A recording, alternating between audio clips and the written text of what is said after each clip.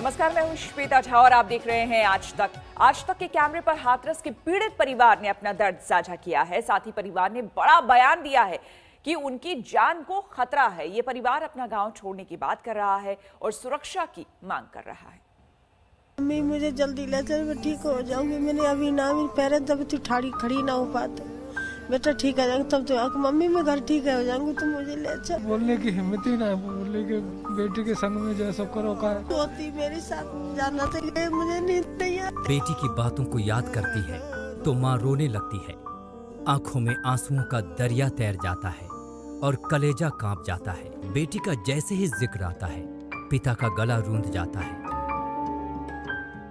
बेटी के बारे में बोलते हुए पिता की जुबान लड़खड़ाने लगती है।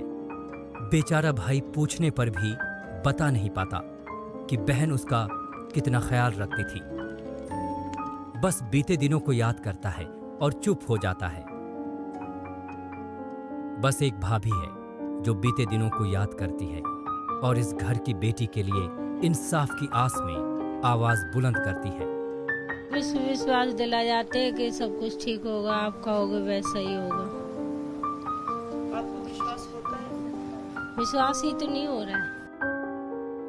बातों बातों में हाथरस की निर्भया की मां बताती है कि आखिर उस दिन क्या हुआ था, क्या कहकर बेटी घर से बाहर गई थी और फिर कभी इस घर की दहलीज में वापस नहीं लौटी।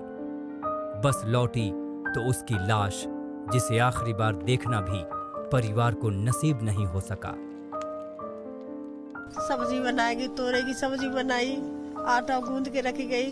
तो भाभी क्या कहते हैं, अगर ललित सो जाता तो तुम कर लियो ना, मैं हवाला आ रही, मैं डाल लूंगी रोटी। उसी दिन खाना बना के आटा गूंद के रखी गई। आके अगर लली क्या कहते सो जाए ना, सो जाए लली तो कर लेना, नहीं मैं आके बना लूंगी, जो कह के गई भाभी से। हाथरस की निर्भया का ये परिवार आज गम, गुस्से और डर के साथ जीने को मजबूर है।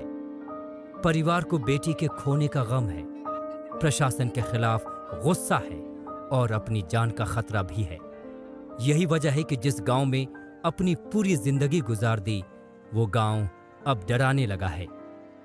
लिहाजा ये परिवार गांव को छोड़कर कहीं और जाना चाहता है और सुरक्षा चाहता है। जी हमें अपनी सुरक्षा का डर है, हमें बहुत ज़्यादा भय हो रहा है, क्योंकि अब हमें अब तो और ज़्यादा डर लग रहा है। हमें चाहते हैं कि अब सेफ जगह पहुंचे तो सही रहेगा जी, क्योंकि यहाँ का जो माहौल है उस हिसाब से देख रहे हैं, क्योंकि सभी लोग एकत्रित हो गए। हमें ऐसा कुछ महसूस हो रहा है कि हमारे जान के लिए बहुत ज़्यादा वो है। सूबे की सरकार की तरफ से भले ही सीबीआई जांच की सिफारिश कर दी गई है, लेकिन पीड़िता का परिवार इससे संतुष्ट नहीं है।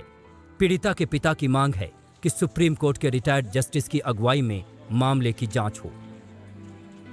आश्वासन दे रहे थे, मुख्यमंत्री जी बोल रहे कि आप चिंता न करें और आपकी जितने भी आरोपी हैं उनको मतलब इसमें मतलब बिल्कुल कतई वो बर्दाश्त नहीं है और कड़ी से कड़ी कार्रवाई होगी। आज तक के कैमरे पर पीड़ित परिवार ने अपना दर्द बयां किया। परिवार ने अपनी आप बीती को आज तक की टीम के साथ साझा किया।